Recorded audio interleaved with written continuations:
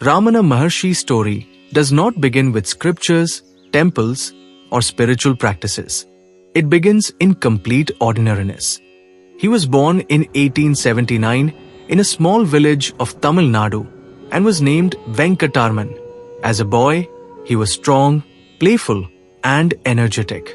He loved running, swimming, and wrestling more than reading books. No one around him thought he would become a sage. Not even he himself. There was nothing mystical about his childhood. No visions, no devotion, no spiritual longing. And then, one afternoon, when he was just 16 years old, something happened that changed everything. He was sitting alone in a room at his uncle's house in Madurai. There was no warning, no illness, no danger. Suddenly, a powerful fear rose within him. Not ordinary fear, not fear of pain or loss. It was the clear, undeniable certainty. I am going to die. His body stiffened. His breath became shallow. His heart raced. Yet something extraordinary occurred in that moment. Instead of running away from the fear, he turned toward it. He lay down on the floor, stretching his body out as if it were already dead. And then, without learning it from anyone, a question arose from deep within him. If this body dies, if breathing stops, if this body becomes lifeless, then who is the one that knows this? He observed his body as if it was something separate. He watched the breath slow down. He watched the senses withdraw. And in that watching, a silent understanding dawned. The body is lying here, but I am aware of it. The body may die, but I do not. At that very instant, the fear vanished. Not gradually, not slowly. It vanished completely. What disappeared was not the body, but the idea of being the body. What disappeared was the sense of being a separate person. What remained was simple awareness, silent, unmoving, and untouched. Later, Ramana would say that the ego died that day, and what remained was the self. After this experience, nothing outwardly dramatic happened, but inwardly, everything had changed. He returned to daily life, but interest in the world had faded.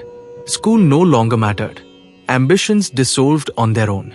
Inside him, there was a peace that did not depend on circumstances, a stillness that did not need protection. Soon, another pull arose, a quiet, irresistible pull toward a sacred mountain he had heard of only in passing, Arunachala.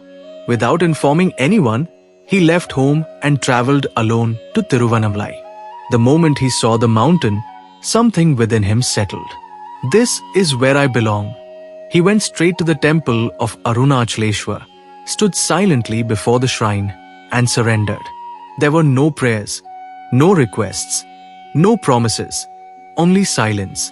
In the years that followed, he lived absorbed in that silence, often unaware of the body, often unaware of time.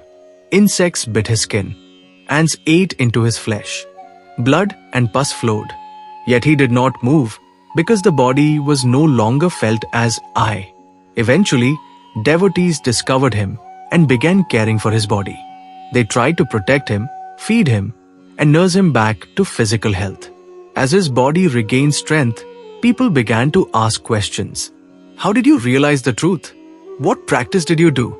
Who was your guru? Ramana's answers were simple, almost unsettling. I did not realize anything. I only lost something. When asked what he had lost, he replied, the ego. When asked what path one should follow, he said, ask yourself, who am I? Not as an intellectual question, not as a repetition of words, but as a turning of attention back to the source of the sense of I. He explained that when the mind searches for the I disappears, and what remains is pure being. He never encouraged people to renounce the world. He never asked anyone to believe him. He never claimed special powers. Yet in his presence, something happened. Minds slowed down. Thoughts lost their grip. Questions fell away. People felt, often for the first time, what it meant to simply be. Ramana Maharshi showed that liberation is not an achievement. It is the dropping of a false identity.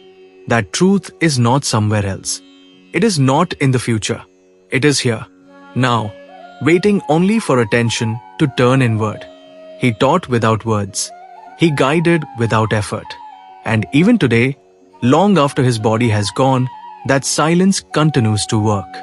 Because what he pointed to was never personal. It was never bound to form. It was what you already are. Before thought, before fear, before birth and death.